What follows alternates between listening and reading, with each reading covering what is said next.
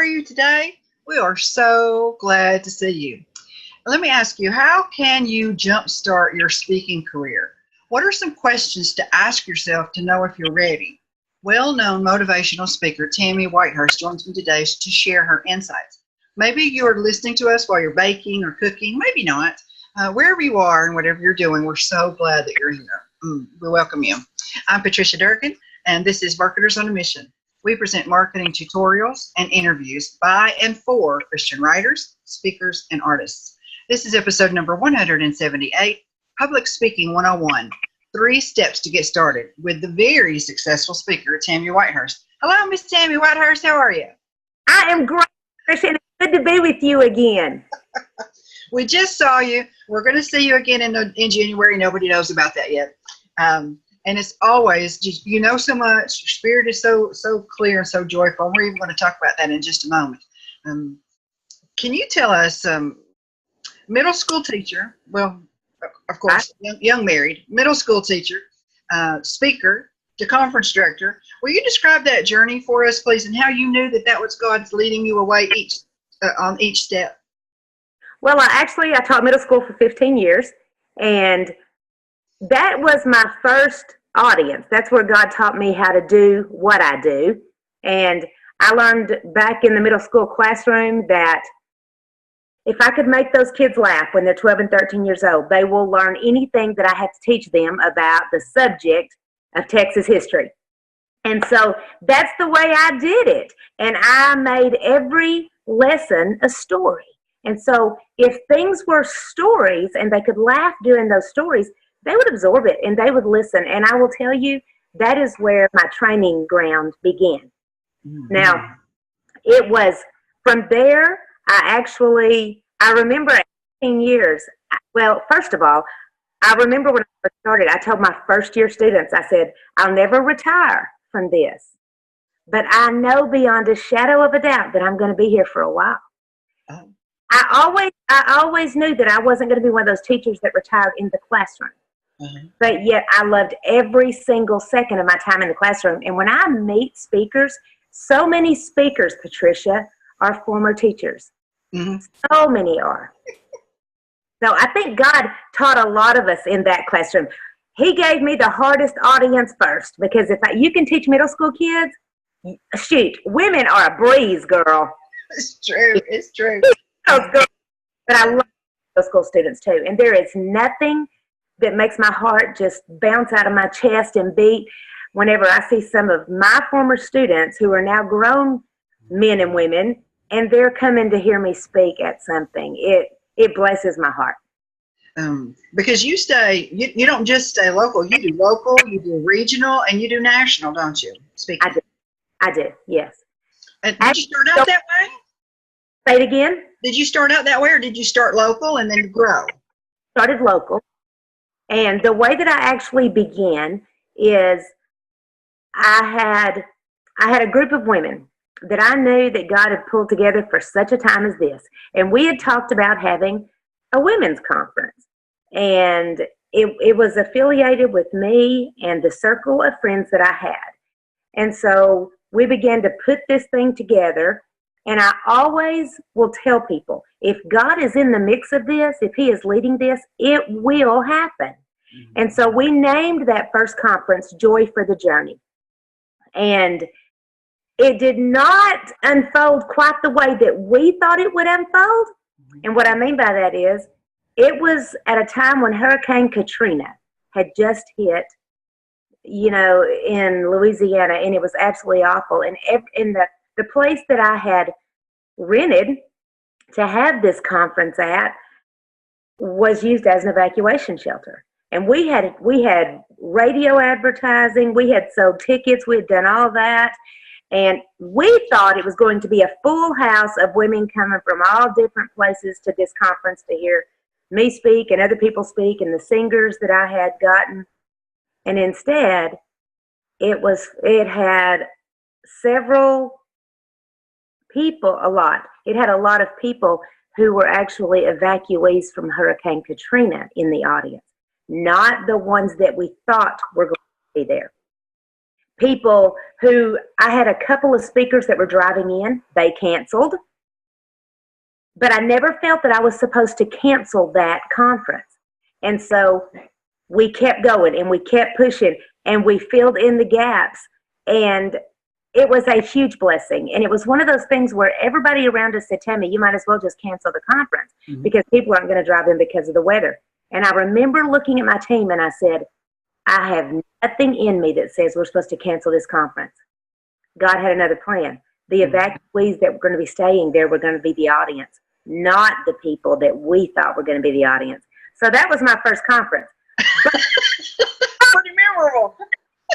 Yes, but I tell you what, when we're obedient, and as hard as that is sometimes to be obedient, especially when it looks like you're getting hit from all sides and everything's telling you, shut it down, close the doors, it's not supposed to happen.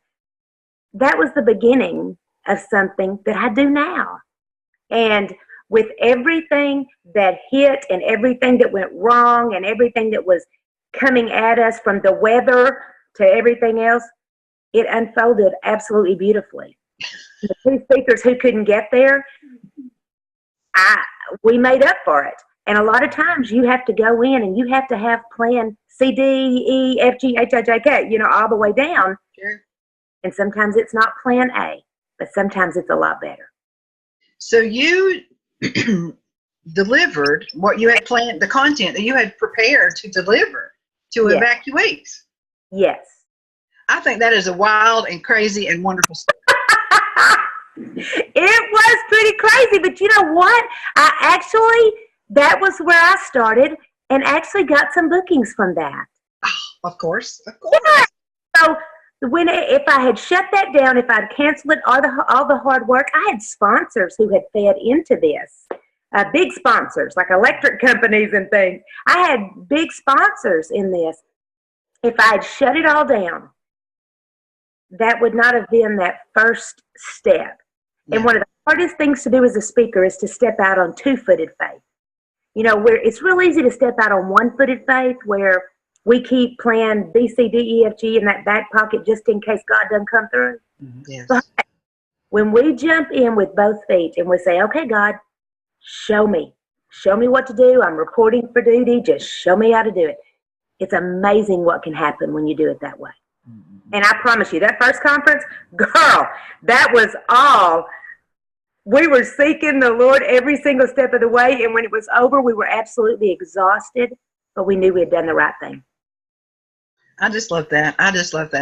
It's so inspiring on every level. Sometime, whether we'll get to it this time or some other time in the future, I'm interested in how you got those sponsors, because we're not talking about that so much today. We're talking about more of the beginning of the process, but that would be a great topic to flesh out in another time. So was that the first time that you had used the phrase joy for the journey? That's the first time. And that has become my tagline, and I use that all the time now. That actually became part of my brand and everything else. But oftentimes, the scariest one is always the first one. And everything's going to happen that you did not anticipate. But it's going to teach you how to do what you do, why you do it, and it's going to show you, no matter what, you keep moving forward. I tell people all the time, they'll say, Tammy, nobody would come if I threw a conference and I'm going to be the speaker and I'm going to get some people to speak. I said, what makes you think women will not come? There's that fear of rejection. And so women think, even if they know that they're supposed to speak, even if they know that they have a story to share and they have a fire inside them, that they know this is what they're supposed to do, they've got to step out on two-footed faith, where you jump in and you say, okay, Lord, let's go. But that's hard. That is very hard. It is. It's very risky. Your reputation is on the line. Maybe funds are on the line. Right. The approval of a husband or, moving forward is on the line. Lots of stuff there. It's risky. Right. And my blessed husband, I have had him for a long time, and I don't know what I would do without him. He has supported me in my ministry the entire time. He actually worked so hard behind the scenes on making everything work whenever we were having to do every other plan besides what we thought was the A plan.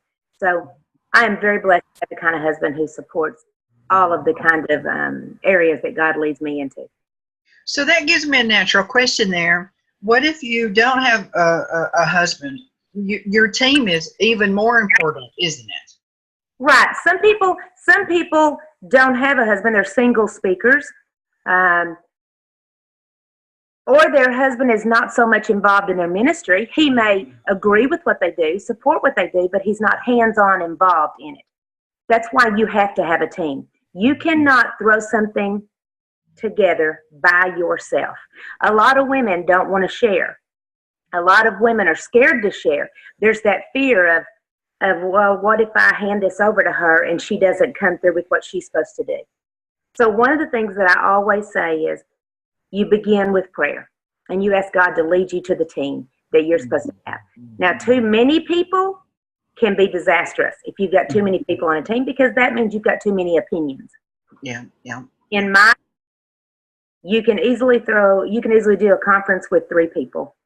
I've done it several times. I throw one conference that's hosted by me once a year. And we just had one this past weekend, and it was called the Rock and Retreat for Women.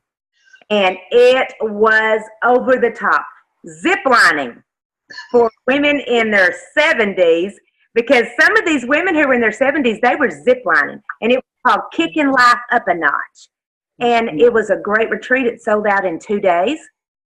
It was wonderful. But me and 2 other women pulled that together. You always need to have an odd number, because if you vote, there's always got to be that breaker, you know? So always have an odd number. Very important.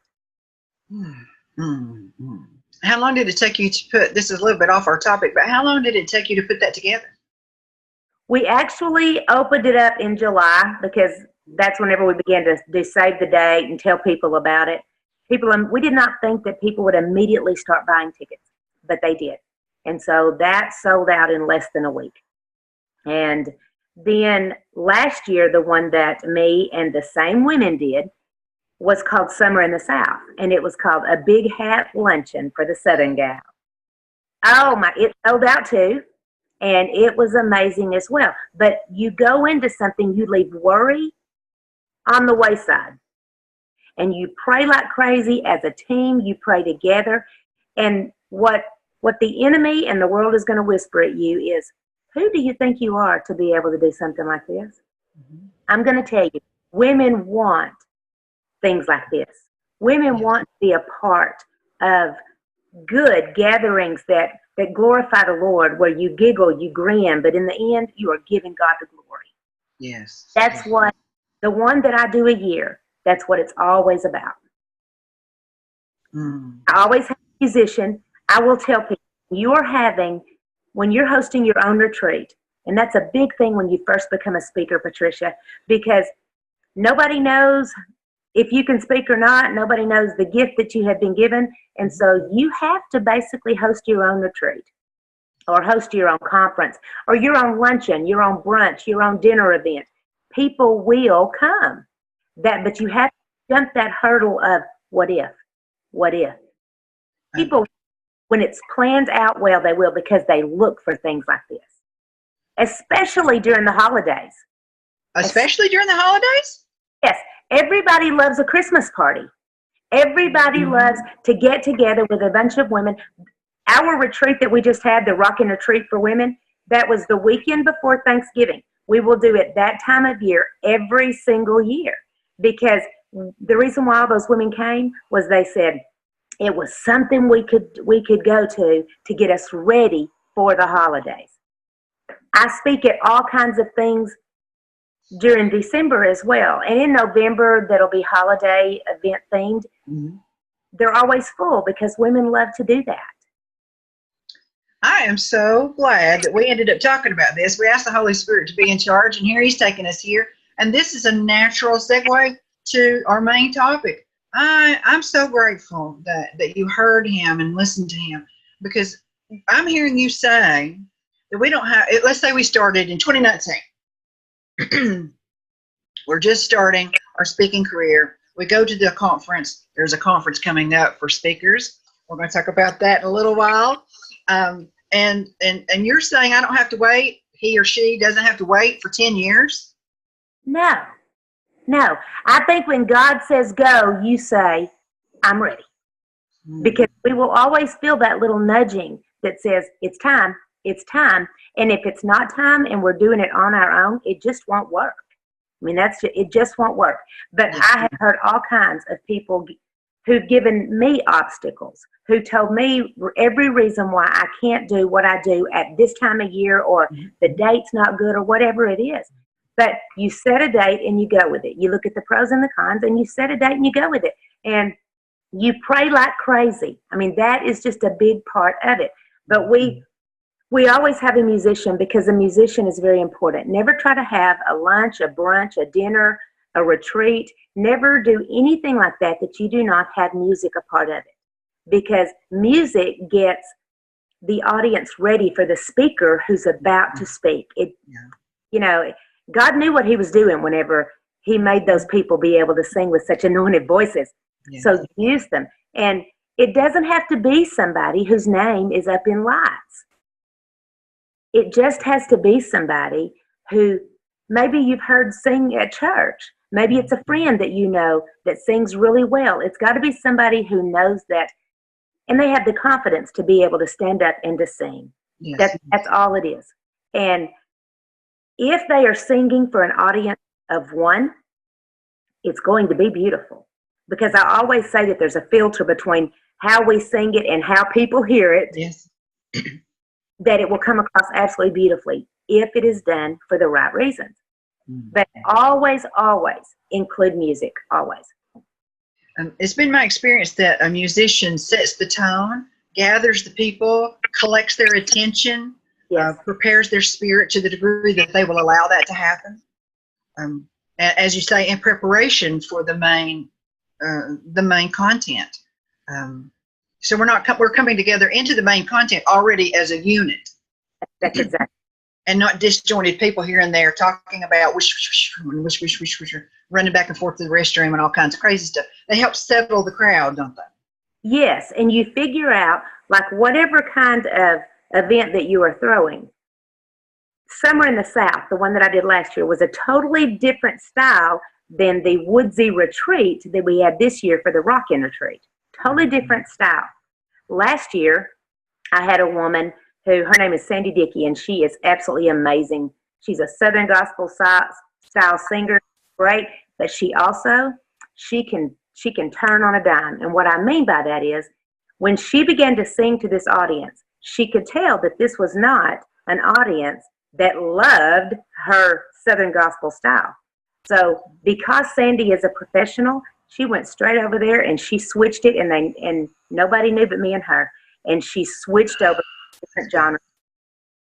That is the kind of person who they know what they're doing, they know why they're doing it, and they know who they're doing it for. This is just fascinating to me that we are talking about this. Why, are you at a conference, girl?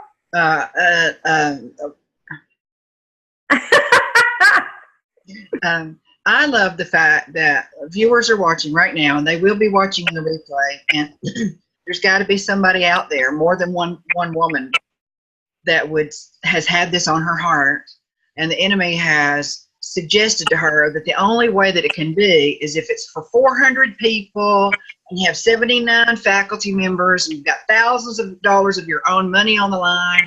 And I'm hearing you say, there's nothing wrong with that version, but I'm hearing you say, let's get together in 3, 6, 9 months. Let's plan this out, get a sequence, get a plan, get a singer, everything under the guise of prayer, under the leadership of Christ, and have as simple as a luncheon, but it's done professionally to the best of our ability for God's glory, and it's going to work.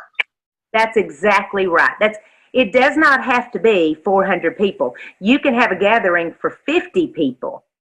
You can have a gathering for 30 people, and it can be amazing. That's the thing, is that everybody thinks that it has to be some huge amount of women in a huge arena, and there has to be cameras everywhere. That is not what it has to be. And you can have some of your best conferences be small conferences. Now, big numbers, that's always, yeah, that looks great, but is that what you need to do at the very beginning? Not if you're starting one. And if you want it to be an intimate gathering, if you want women to get to know each other, then I'm going to suggest that 50 is a great number. We actually, this year, because it was the first time for us to have the retreat at the location that we had it at for the Rock-In Retreat, we limited it to 50 because it was an overnight retreat. And we wanted everybody in the hotel area, and we didn't want to take them out into other areas. So we limited it to 50. Next year, we are talking about making it bigger, but just so that we could see the ins and outs of everything, we limited it to 50. We were overwhelmed when it immediately sold out. I mean, that was just awesome. But you know what? All those women know each other. And whenever they came back, well, first of all, they were cheering each other on as they were ziplining. They were getting to know each other during the rock painting and everything else, the things that we had to do, laughing together, or eating together. And now they're Facebook friends, and it's about relationships. You know, relationships are so important, and it's the one thing I talk with women all the time. And the main thing that women today will say is, oh, I've got tons of friends on Facebook, but I'm so lonely. Walk into a room, and I can act like I'm fitting in, but I don't fit in anywhere. Loneliness has just become something that is huge. But if you make it a small gathering, sometimes what you can do is it's a small meeting where big things happen. Yes. I just want to address the viewers. I don't know who you are. I don't know what your name is, but we're talking for your sake today. We are talking to you, giving you ideas in the name of Jesus, and you do your due diligence. So can we run through here? Well, two things I wanted to ask. One was a question. One was a clarification or confirmation. Typically, when we have a conference, when we're considering a conference, the conference is an offshoot of our authority that we've already built. But what I'm hearing you say is a small intimate gathering done on a professional level with practical results builds your authority. Absolutely. I will tell you that, yes, we started in July. I mean, that's when we sold all the tickets and everything, and it was just last weekend, the weekend before Thanksgiving. But you majorly start planning the 2 months before. You know, all of the details and everything. Now, that's just how we did that, but I'm going to share with you. I went to lunch with the young woman, actually went to coffee with her, and she said, you know, I really want to do something, and this was in November, at the end, towards November. She said, I really want to do something for people in December who never get invited to Christmas parties. And I looked at her and I said, I love that. She said, because loneliness is so real. Yes. And I said, tell me what your idea is. She began to tell me what her idea was. And I said, then you go for it. I said, if God is behind this, he can orchestrate this and this can take place. And let me tell you, Patricia, I was speaking out of town and I texted her and I said, hey, got any good news yet? Within 48 hours, she had already secured a venue. They donated it because of what she was doing. She was getting women from homeless shelters, from pregnancy shelters, people who, and other places as well. But she was getting women who do not get that invitation to come to a Christmas party. She had a very reputable caterer who said, I'll donate all the food.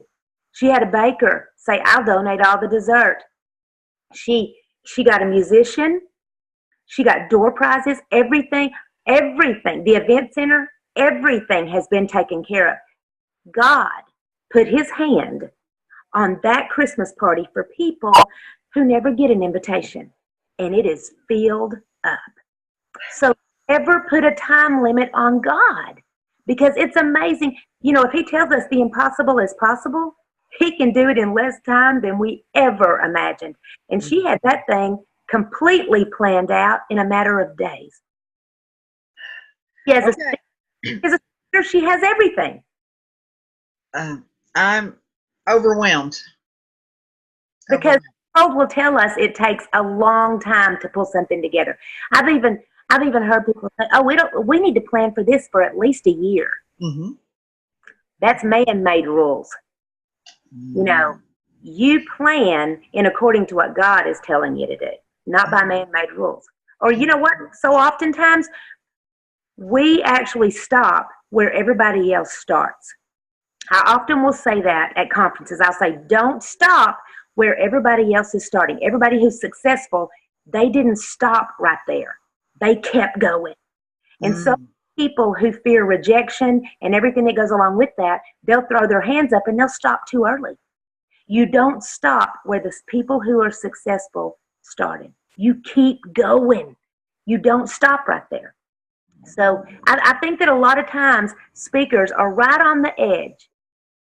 And then because they get scared or because they are talked out of it, and this happens all the time because people have said this to me, Tammy, why in the world are you training people to be speakers? You're training your competition. Why would you want to do that?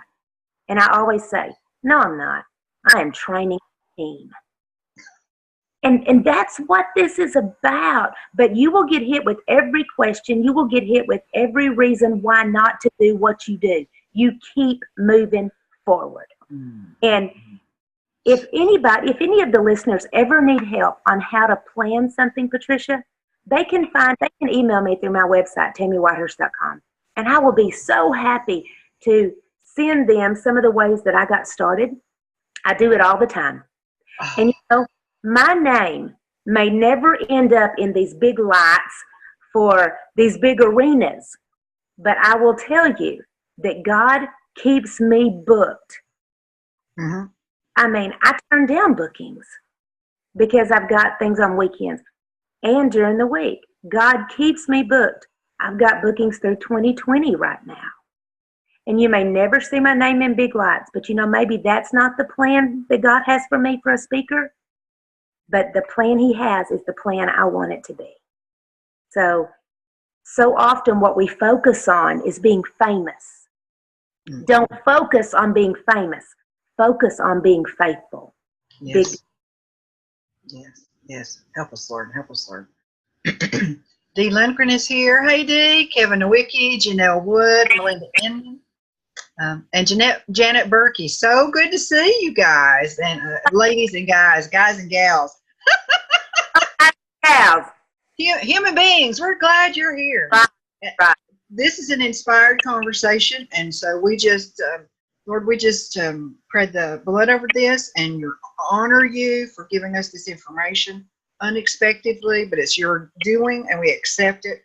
And we even accept it on behalf of those people who are listening now or will watch it during the replay or both, who are a little bit hesitant, just a little bit hesitant. And this will be the very conversation that removes that obstacle for them. Oh, we're excited about what may happen, Lord Jesus. Amen. Right. So, go ahead. You go ahead.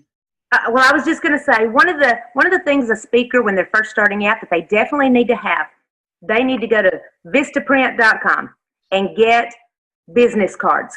Mm-hmm. Because when you can give somebody a professional looking business card with your name and your contact information, make sure your picture's on it, because they may not remember your name, but they will remember your face. Yes. So make sure your picture is on it. And then so that you get started, I know I started writing a devotional on Facebook, and people can find that at Tammy Whitehurst Speaker. On Facebook, Tammy Whitehurst Speaker. Every single morning, Monday through Friday, it's at 5:30 a.m. I've been doing that for about 10 years now. Consistency is the key. Mm-hmm. Mm-hmm. Consistency. You keep doing it. You keep doing it. And what used to be shared 2, 3, 4, 5 times now gets shared 100 times and more. But you get better the more you write. And everything that I write also a lot of times is used in my talks as well, because every speaker is a writer. Mm-hmm. We have to write what we speak. And you just get better at it that way. And then when people begin to share on Facebook your devotionals, don't make them too long. Sometimes, I see devotionals that are so long. Don't make them too long. But then I see people share that, and that gets your name out there. People know what you're doing, and they know that you're a speaker. Get a website. You can be, a lot of times, now you're a technical gal, Patricia. I am not. So God has always given me people who can do those kind of things for me because I'm not. But make sure that you have a website, and there will be someone who can help you get that website up and running, because that website needs to be on that business card. I'm so excited talking about this kind of thing because I love, Patricia, to help people get started, because it's the one place, like I said before, it's the one place most people stop before they ever get started. They think about it, and they never let their feet walk it out. All they do is think about it. When it's still in our head, it's bunched up in there, and it's sort of tangled up, and we can't see a clear line from here to there. And then there's item number 2. We can't see a clear line from there. So we're filled with questions, and we feel like there's nobody that we can ask. That's true, because, you know, the number one fear for everybody is speaking publicly. For most people, that's the number one fear. And for those of us who love to speak, who an audience of 20,000 people, we would jump up and down and throw our arms in the air and get all excited about. For most people, an audience of 10 would make them pass smooth out. We don't know. A lot of times you don't know somebody else who does what you do and understands why you do it. Yeah. And that's why things like this are so important. That's why you do get Facebook, which is free advertisement. That's why you get it out there. I also have products on my table whenever I speak. Every one of them has my website, TammyWhitehurst.com, on that. That is advertising back. Now, don't mark your products so high on a table that nobody can buy it. I see that kind of. To me, $30 for a T-shirt is absolutely ridiculous. But maybe for some people it's not. But I mark everything I've got very reasonable. And there's stuff on my table that anybody could get. Things start at $5 on my table. And they go up from there. But the thing is, all that stuff or advertisement on it. And when somebody buys a T-shirt off my table, TammyWhitehurst.com is written on there, and people will recognize those T-shirts. Some of them say, Jesus is my rock, and that's how I roll. But underneath that, it'll say TammyWhitehurst.com. So that's how you have to look at products as well. Marketing is huge. Yes. But you can learn how to do it. If this is what you're supposed to do, you can learn how to do it, but you have to break through the walls of fear. Yes. And you don't have to do everything all at once. That's another common lie from the enemy. That's right. It just makes me crazy when I think about how many people he's bothered. We have a message from God. God has given us an audience. Our audience is hungry to hear what we have to say because God has already orchestrated the meeting between us and them. So the hardest work is already done. That's right. And, you know, a lot of people will look at somebody and they'll say, well, they were an overnight success. Well, it happened just so quickly for them. Every overnight success took 10 to 15 years of hard work. Yes. Now it's just when they see that person quite a bit, or they see that person's calendar and it's booked all out. It didn't start like that. It started with one. And bit by bit. That's exactly right. That's exactly right. And when we serve a smaller group or even an individual with excellence in Jesus' name, he notices that. He blesses that for the effort and the motive. The motive is everything. That's right. We can please him. If he's given us 2 people to minister to and we've ministered to them to our utmost, he is perfectly pleased with us as if we had ministered to 20,000 people in an arena. Yes. That's pretty exciting. It's very exciting. And what you have to remember is why you're there. If you make it about, if we make it all about us, we'll fall flat on our face. But if we make it all about glorifying God, all we want to do is see his face in it, you know?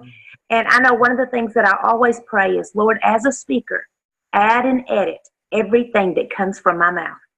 Because speakers are the people who got ends in conduct because we talk too much. Speakers are the people who people are always saying, shh, shh, because most of us are loud. Mm-hmm. And so we have to figure out what our message is. And we can't go off on so many rabbit trails that we confuse people. And a lot of times we need to be worked in so that we realize who is our message to? What is our audience? Because that's one of the first things that I'll ask someone when they tell me they want to be a speaker.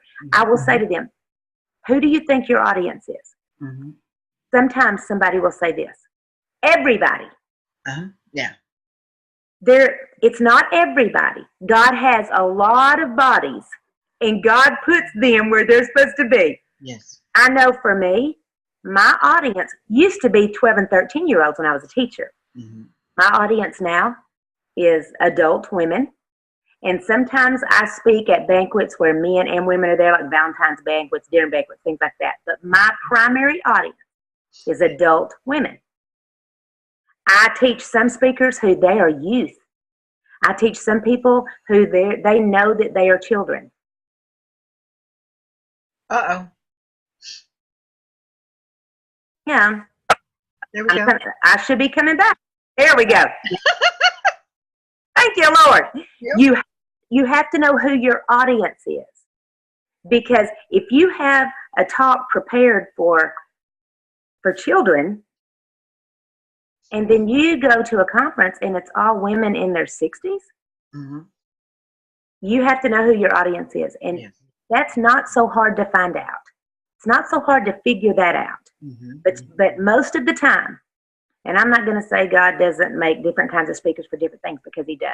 But most of the time, we are made for such a time as this, and there is a certain audience yes. that we move toward. Yes. They need our history. They need our story. They don't need only the dark part. A little bit of dark and a lot of the salvation and the healing, right? I'm glad that you brought that up, because some people are testimony speakers. Okay, they talk about how they got through what they went through and how God pulled them through it. And then you have some speakers.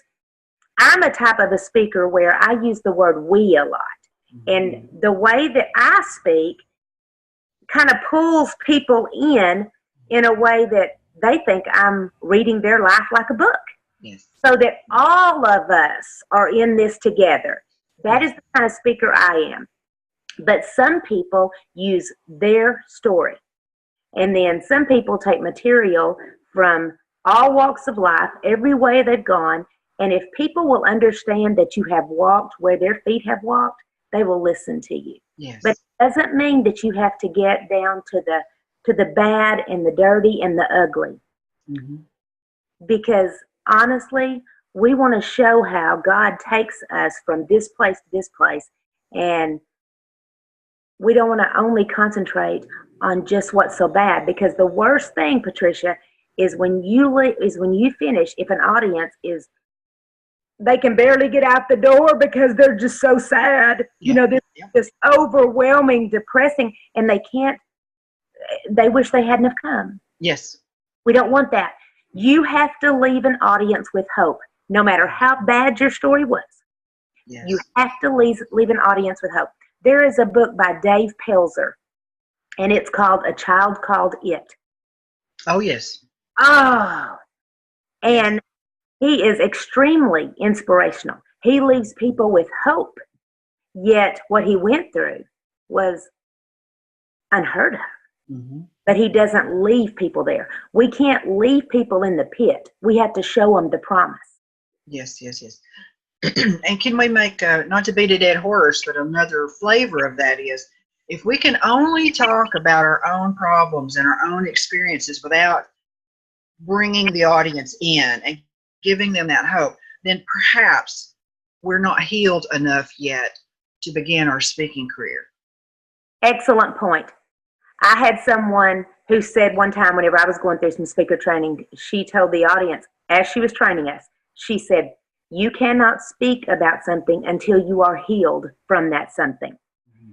One time I went to a conference and a woman got up and she was speaking. And she was speaking about a very hard subject of rejection that she had gone through. And she She just fell apart and started crying and literally had a breakdown right there on the stage. People are coming up from the audience to console her, but ready.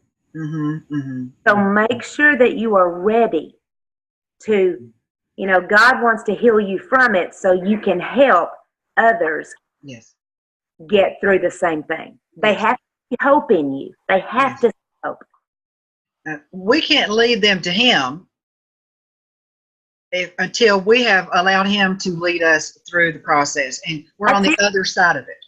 That's it. Yes. Thank you, Father. Let me check Facebook. We've got comments here. Janet Berkey says, great book trilogy by Dave Pelser. Great info, she also says. Janelle, hey Janelle, maybe I missed you talk about this, but how did you know you were supposed to be a speaker? Tammy? I used to I've always loved women's conferences and gatherings and things like that. And I would watch the speaker and I would think to myself, I want to do that. I want to do that. And I remember thinking that when I was in my 20s. I want to do that. I want to do that. I wrote out my first women's conference at age 30 and did not have that first conference that we talked about a while ago until I was 40. Until you were 40? Yes. So actually 39. There's a big difference between 39 and 40. Yes, at 39, I had my first conference. But I think that you begin, if you can watch people and you say, I want to do that. I want to do that. And I have so many people after I speak, they'll come up to me and they'll say, I've always wanted to do what you do. Those are the people. Because a lot of people, Patricia, they love to listen to what I do, but they would never in a million years want to do what I do. Yes. You know if you do or not. Can we also make the point that, excuse me, that sometimes we get negative reviews or we get negative comments or any number of different things that we're here thinking, I'm doing exactly what God wanted me to do, even if it's just for this, for this hour, for this month. And yet these people, this person I respect has just suggested that I'm not even cut out for this.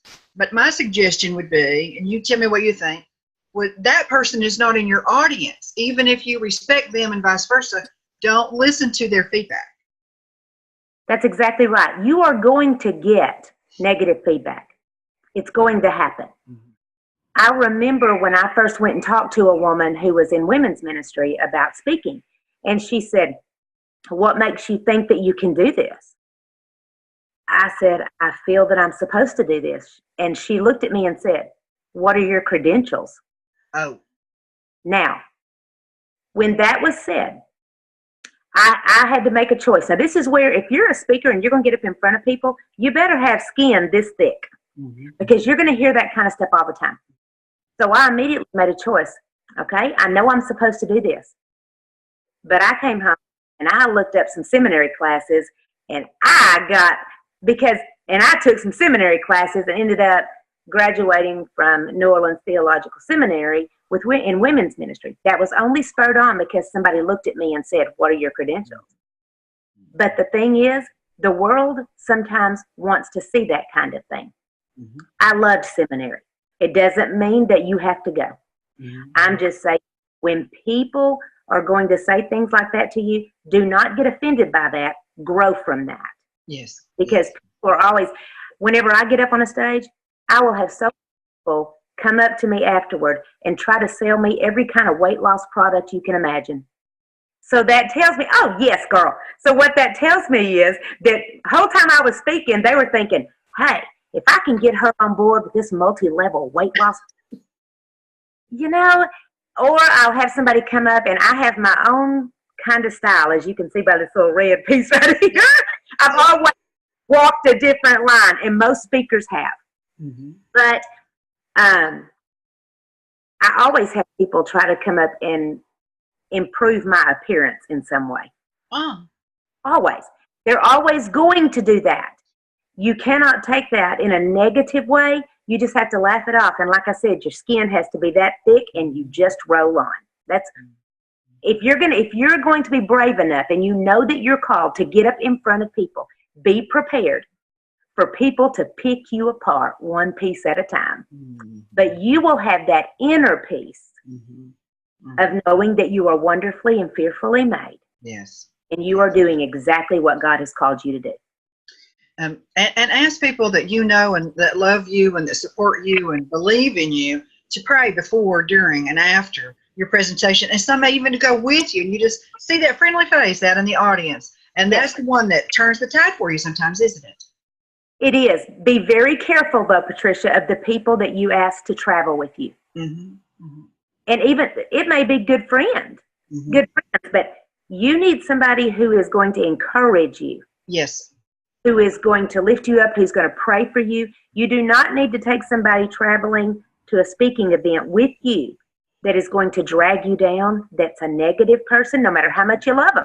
Mm-hmm. You need somebody who is an encourager, who's up if they are traveling with you. That's right. Mm-hmm. And I travel alone a lot. I like it that way because then my focus is on what God wants me to do more than how much fun I'm having with the friend who's with me. That's because we can get distracted, can't we? Very. And you have to guard yourself from distractions. You know, in Isaiah, God tells us, no weapon formed against you shall prosper. He doesn't say those weapons won't form. So we have to have our eyes wide open to the weapons that will form against us as a speaker. Yes. If you don't yet feel that you'll have someone in your corner who really believes in your gifting, your calling, your abilities, pray and ask the Lord to send someone to you. That's it. Yes. Were there other questions, Patricia? Yes. Janelle says, thank you for this info. I have always secretly desired to speak, and just in the last year have been saying yes to opportunity God brings, but it's scary. Thank you for sharing from your heart in such a relatable way. Janelle, I'm going to tell you, anytime that I step up onto a platform, I've always got a little bit of a shaky knees, but I heard a speaker say one time, the minute that you don't have a little bit of shaky knees, you are thinking you can do it totally on your own. And the minute I step up on the stage, all that is gone. But there is that moment of, and then I get up there and roll. But I can't do what I do without the Lord. You know, I use a lot of humor when I speak. I always bring it in. We always start by me making them belly laugh, and then we get to the message. But not every speaker, Patricia, is a humorous speaker, and that's okay. Yes. You know, people will come up to me and they will say something like, I wish I was a speaker like you. No, you be the speaker that God made you to be. Yes. I'm not what I mean by that is I do use a lot of humor, but I have a lot of meat to my message as well. Make sure, whatever kind of speaker you are, that you have meat and heart in your message. You've got to have that. But don't compare yourself to another speaker and say, I wish I was that speaker. You are the speaker that God made. Be that speaker. We want them to leave the environment believing that there is a way for their problem, whatever it is, that God can solve their problem. That's right. Hope. They want to leave hopeful. Yes. And we have to keep that in the forefront of our minds. They have to leave hopeful. So you have to end it on that note every time. We have to remember that. You know, Jesus gives us hope every single day. Jesus gives us hope. And if we are to be ambassadors of Christ, if we speak on the platform that God has put us here to do what we do, then we have to leave people with hope. Yes. We're always right to follow his example, aren't we? That's right. And you know what? Sometimes it's difficult. And being a speaker, I had a speaker tell me one time, this is going to be the hardest job you've ever done, Tammy, because when you get up in front of people, people will put you up on a podium and they think that you never mess up, you never go through pain, you never have hard problems, you never have difficulty with obeying what God's telling you to do. What you have to remember is you are as human as every person in your audience. Don't for a second think that you are better than any face that you are speaking to, because you go through that same kind of pain as they do. That's what makes you relatable. Yes, yes. And to be touchable. And what I mean by that is, some speakers walk up on a stage. You only see them on the stage. You never see them before or after. Mm-hmm. You never get to talk with them, pray with them, any of that. And I know that sometimes in arena events it has to be like that, but sometimes it is being relatable. And that's one of your strongest points, isn't it? So many of the reviews that come through for you on your website, on your podcast, on your Facebook pages, I mean, they sing your praises because you're relatable, so that they feel like they can ask you anything and they can come and get the help that they need from you. You have to be relatable. And part of being relatable, Patricia, is if you are speaking at an event, most speakers are as ADD as they come, and we really don't want to sit very long. So when you get finished, there's nothing wrong with you getting up and taking up other people's dirty plates. And what that teaches those other people, whenever you take their plate, some people will look at you and say, "Oh, don't do that. You're the speaker." And I said, "No, I'm a woman just like you." Mm-hmm. And the way that you get to know those people, Patricia, is by walking around, taking up their plates, talking with them. Mm-hmm. That's how you relate. That's how you get to know them. Don't think that you're supposed to sit at the head table and be served. Mm-hmm. Serve others also. Mm-hmm. That's what makes you relatable. That's what makes you touchable. This is so good and so rich. I want to check. Janelle has another comment. Janelle? We want to talk about the conference. And we did not cover everything we need to cover. So we just need you to come back. We could go on forever, girl. We need to have a whole 2 or 3 days, maybe a week of this. Let's see. Janelle says, "I spoke at a retreat last year and it was amazing." There you go, baby. I was so afraid in my flesh, but the Holy Spirit empowered me, and I couldn't believe how alive I felt by being obedient to God's leading. Yes. So true. Yes. So true. Great, Janelle. That's great. Yes. That's exactly how you know you're doing the right thing. That's right.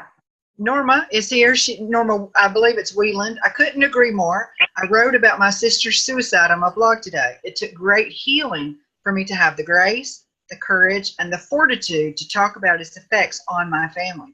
God took me on a long journey over several years to get there. It offers hope to other suffering families. Thank you. I'm loving this. We're so glad you're here, Norma. Norma, God has used what you wrote to help so many people. Thank you for being obedient and writing that. Yes. All right. So there's a conference coming up in March that you are one of 3 directors, and we've got already done a full interview on that. So I'll be linking to that afterwards. I've got links and Facebook pages and website addresses and so forth in the interview link as well, so you can watch that at your convenience. But give us another rundown quickly about the conference that's coming up that you're involved in. If you are really serious about being a speaker and you want to get additional speaker training because you know this is what you're supposed to do, I will invite you to be a part of our Anointed and Appointed Speaker Summit, which is going to be in Colorado Springs in March of 2019. If you go to ChristianCommunicators.com, you can go to that website, look around. It's an all-inclusive conference, and it is awesome. I went to it as an attendee. I loved it so much, Patricia, that whenever it went up for sale, I was one of the people who bought it. So that is how much I believe in this conference. If you need to get a hold of me, go through my website, TammyWhitehurst.com, and I'll answer any of your questions that you might have about the conference. I'll help you in any way I can, because I think that this is why we do what we do. We want to touch lives and help people realize what they're supposed to do in this short time called life that we're here. We are so glad that you were able to be with us today. Now, speaking of which, the deadline is coming up because you just sell out. Yes.